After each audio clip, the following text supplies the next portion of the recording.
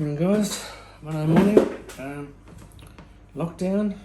Thought what I'm going to do is retire this cookery I've got. This particular one is the first cookery I ever got about 15 years ago. It's a Himalayan imports model. Particular model is the, sorry about my pronunciation, Yvsa Cherokee Special. Designed by a Cherokee Indian who wanted a cookery.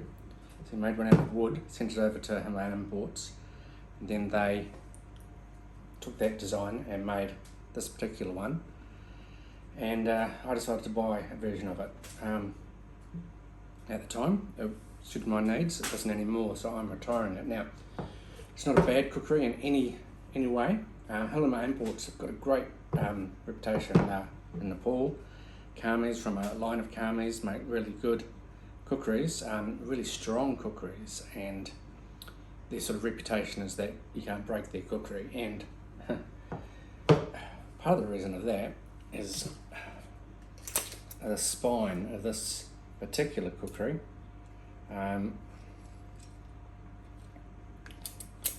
It's, I don't know if you can see that.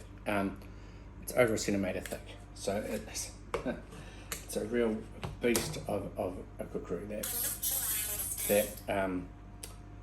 That width there makes it really strong. Also is a heavy cookery,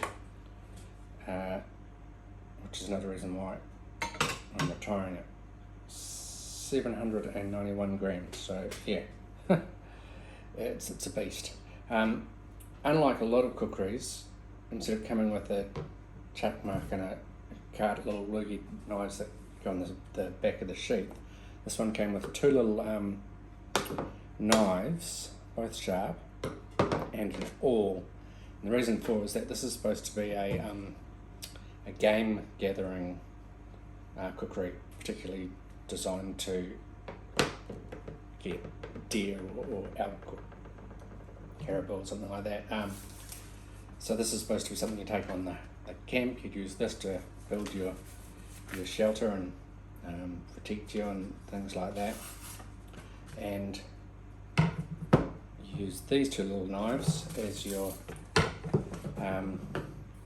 skinning knives. That's quite nice little knives. They've kind of got a bit of a recurve going on.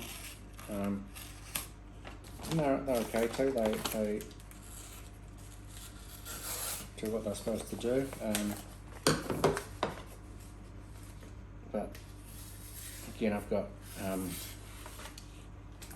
better knives than those for that purpose. So yeah, it may have been a bit of a mistake, although I certainly enjoyed it, and it's got some neat features in it. It's double fullered. You can see these two lines here that reduces the weight, kind of waves in the blade, and then it's got designs. It's got Uncle Bill UB carved in there. That's the guy who started the company up, and then it's got some engravings in sort of whatever language, I don't know what the Nepalese call that, their script, and markings on it. It's got a gold or copper or brass inlaid into the back of the spine there. The handle is wood, stick tang goes through to the keeper at the back, and it's got bone inlaid into it along with the little blades, which they have done the same sort of pattern into it. The rosewood handles with some sort of stainless pin, and then yin yang symbol and some other symbols, and then the little awl I made as well is a nice little touch, but obviously not for anything other than leather or hide or something. Not entirely sure why you'd have that, but there you go. The sheath, I've just been covering that in snow seal because I am, like I said, retiring it. It's got a keeper, a right on a belt, traditional sheath. The a little bit down the end.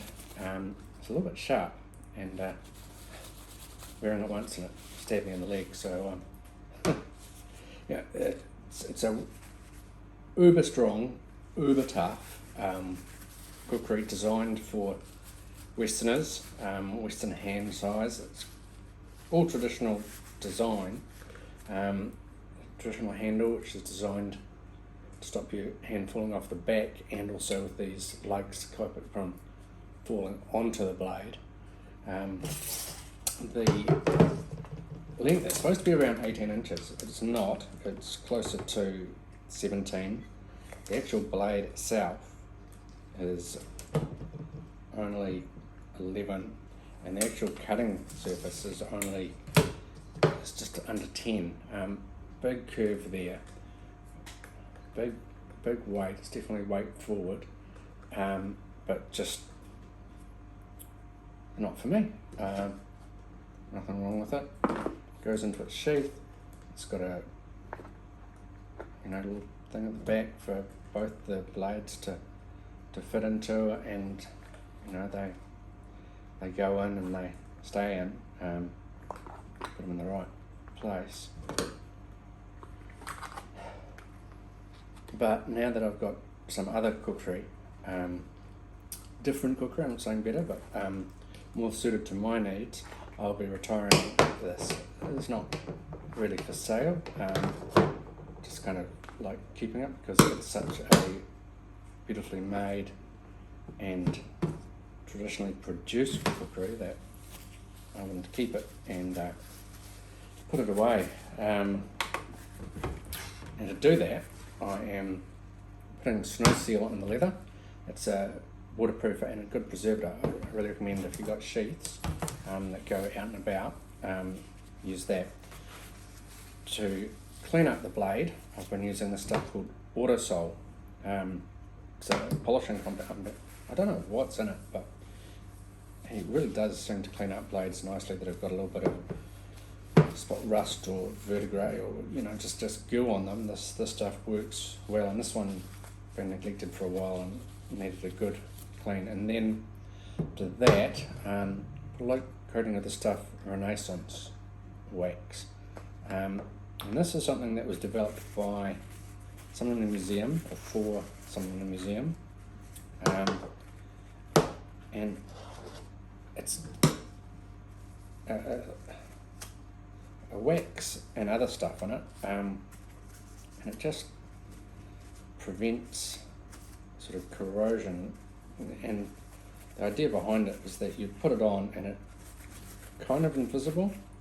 It kind of hides itself well, which is why it's a museum wax. They like to put it on their stuff and then have things in the sort of original condition, but obviously they don't want them to rust away and disappear. So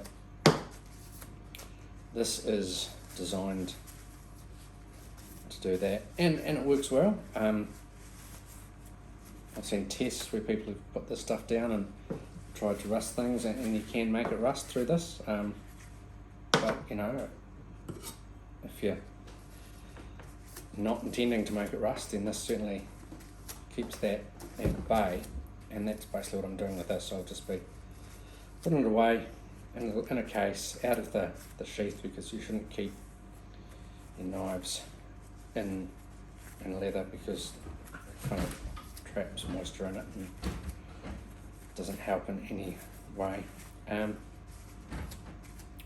yeah, I'll just put it away. I've got this little display case actually that someone was kind enough to give me for knives, for a particular brand of knife which I don't have, and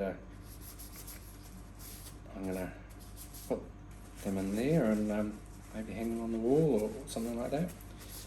And not used it again. I have used it. I've taken it bush and I've chopped a few things with it, and including a cinder block that was hidden in the grass, and I was clearing some weeds, and yeah, it was a bit of a shock, but the cookery won and the cinder block didn't. So it's certainly strong, and the way they produced it with the double fullers, I think they call it, do Cherokee or yeah, double full knife, often something done for officers' blades. So also reduces the weight, and when you're cutting through stuff, that can stop things sticking essentially. You chop a tomato and it adheres to the side of the blade, whereas if you chop the tomato and you've got scallops in the blade, it falls away. Same principle with these sort of, but yeah, this blade is not, for me as a user, it's just a little bit too big, a little bit too heavy, and a little bit too short, which kind of sounds weird when I said it's too big, but I prefer a longer blade, and maybe a touch shorter handle. Yeah. But yeah, Himalayan imports, they make, well, they kind of make their own things. I wouldn't say they make traditional knives very much.